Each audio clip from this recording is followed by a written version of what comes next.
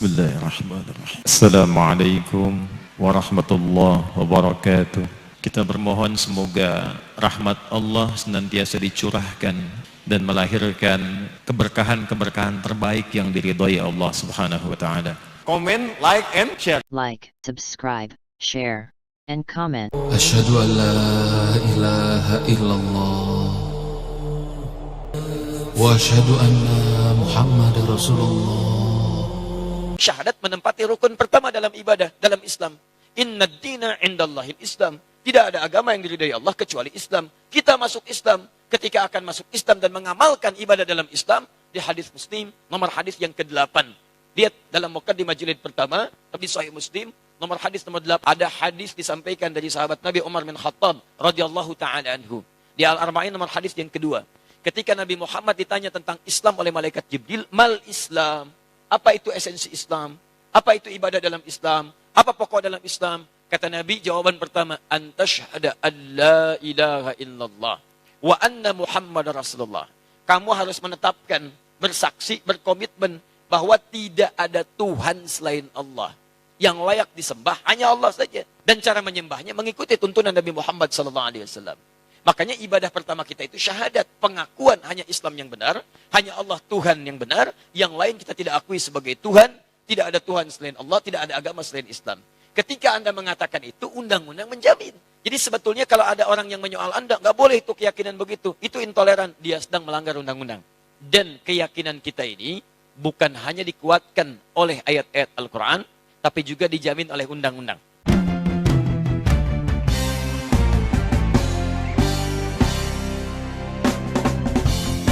Saatnya kita untuk memilih di bilik suara satu yang kau pilih.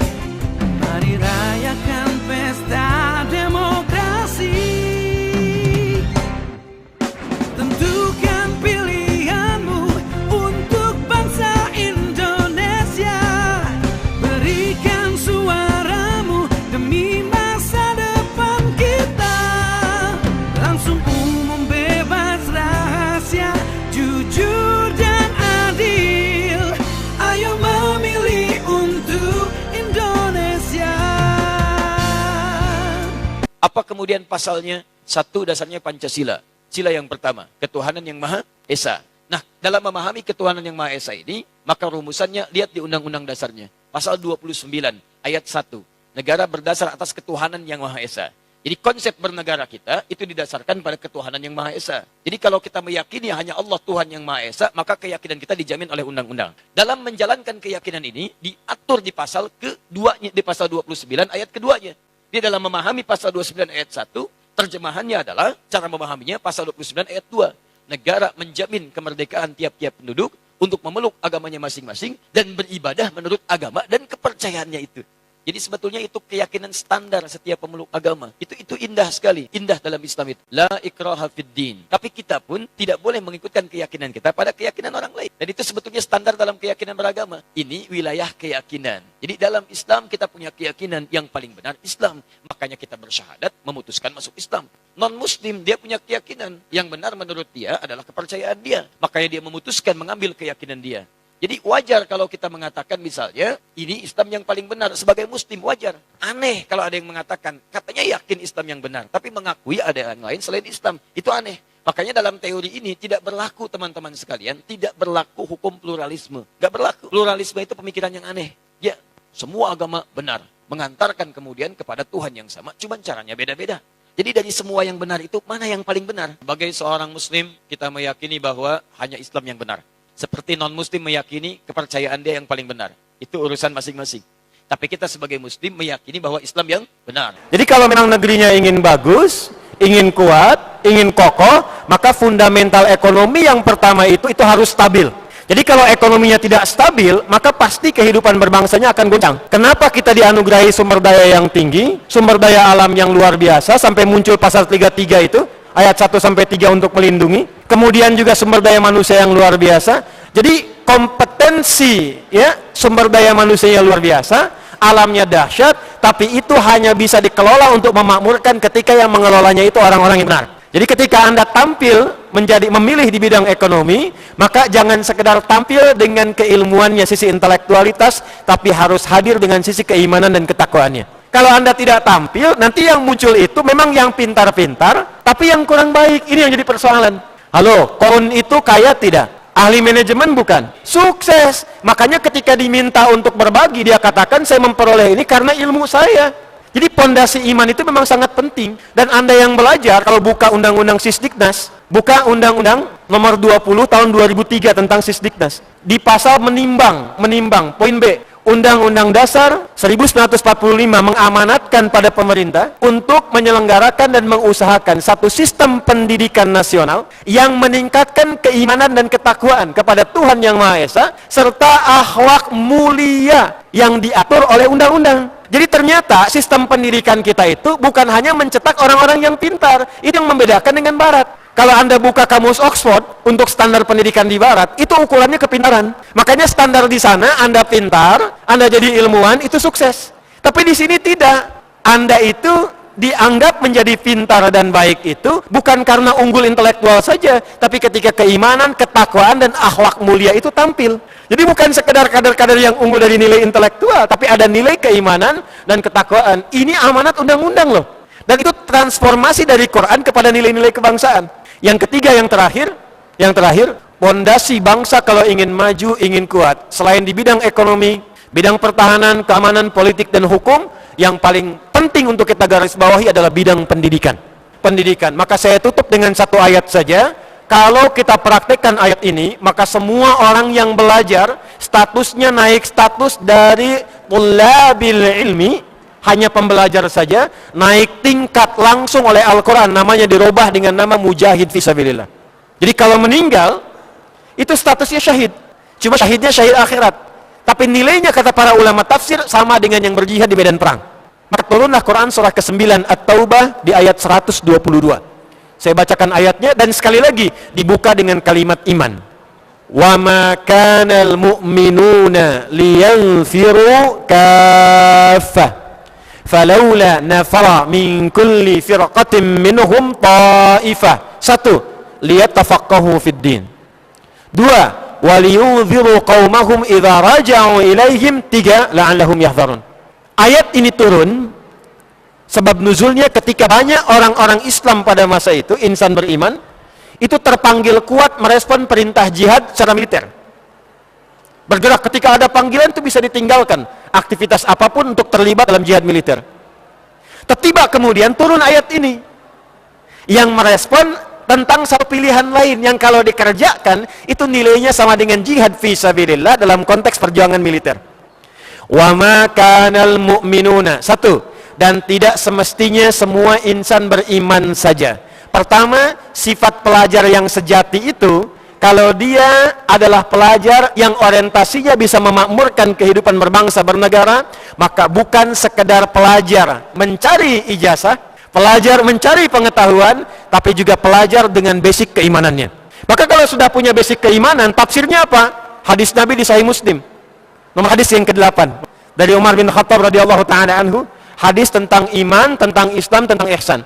An Abi Hafsin Umar bin Khattab radhiyallahu taala anhu, qala bainama nahnu julusun 'inda Rasulillah sallallahu alaihi wasallam, idh tala 'alaina rajulun shadidu bayadi thiyabi, shadidu sawadi sa'ri, la yura 'alaihi atharu safari, wa la ya'rifu minna ahadun. 1. Fajalasa ila Nabi sallallahu alaihi wasallam.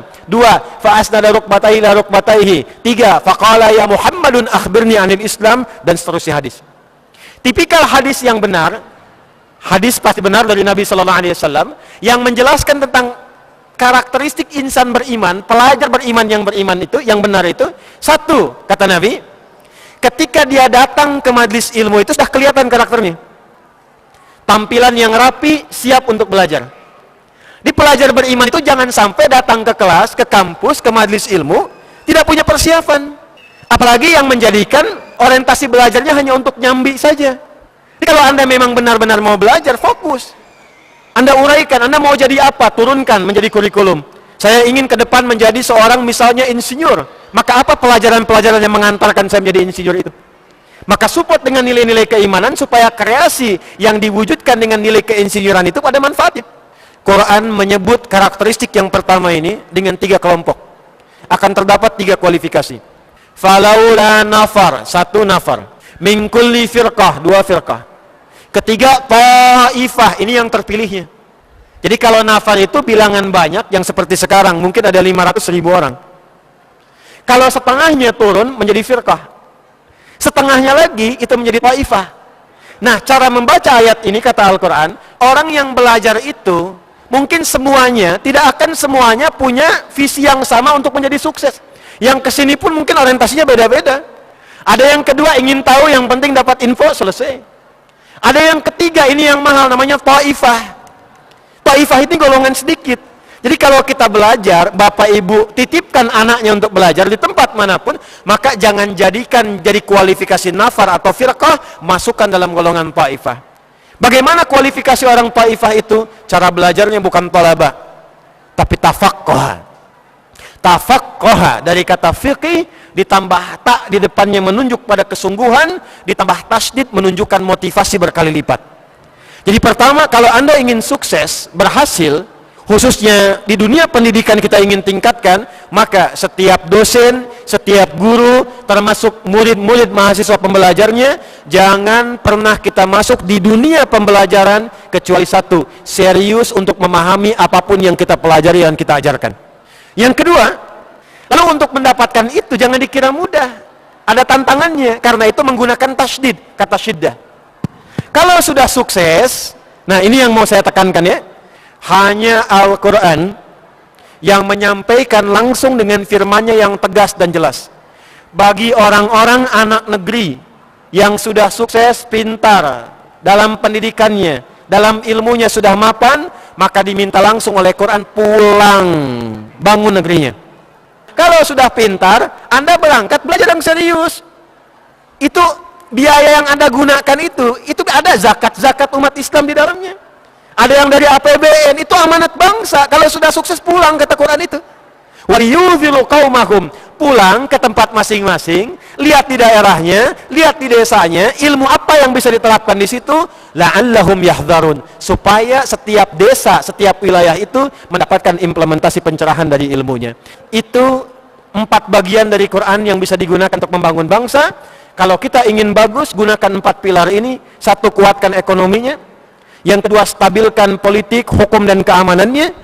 Yang ketiga, kuatkan pendidikannya. Dan yang keempat, di atas semua itu, kuatkan pondasi keimanannya dan ketakwaan kepada Allah Subhanahu wa taala. Mudah-mudahan kalau itu bisa dilakukan, baldatun thayyibatun wa rabbun ghafur. Tapi yang terpenting adalah bagaimana demokrasi itu diisi oleh orang-orang baik. Kalau orang baik mengisi demokrasi, demokrasi menjadi baik. Tapi kalau demokrasi diisi oleh orang tidak baik, maka dia pun menjadi tidak baik. Itu kesimpulannya. Tapi kita berharap tetaplah menjadi baldatun thayyibatun wa rabbun ghafur. Itulah yang dapat ambo sampaikan. Mudah-mudahan bermanfaat. Subscribe, like, share, and comment. Subscribe, share, and comment. Bagaimana sikap kita jika melihat teman yang selalu mencela, menjelekkan pemimpinnya? Subhanallah. Kalau engkau melihat ada orang yang mencela pemimpinnya, menjelek-jelekkan pemimpinnya, ketahuilah kalau dia itu pengikut hawa nafsunya. Apa setiap kali engkau mencela pemimpinmu, kau dapat pahala? Kalau kau doakan pemimpinmu, kau dapat pahala enggak? Dapat. Masya Allah. Kalau kau doakan pemimpinmu, bisa enggak Allah merubah pemimpinmu? Bisa. Kalau kau tinggal memohon, ya Allah, berikan hidayah kepada pemimpin kita. Allahumma ya Allah, bukakan pintu hidayah. Jagalah mamanya dan wakilnya dan seluruh jajarannya. Jaga mereka dari segala mara bahaya. Berikan petunjukmu, berikan hidayahmu ya Allah. Semoga mereka bisa membawa negeri ini kepada negeri yang baldatun thayyibatun rabbun ghafur. Amin. Katakan doa itu, dapat pahala dan Allah bisa.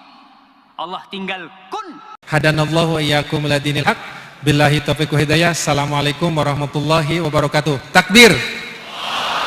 Takbir. Takbir.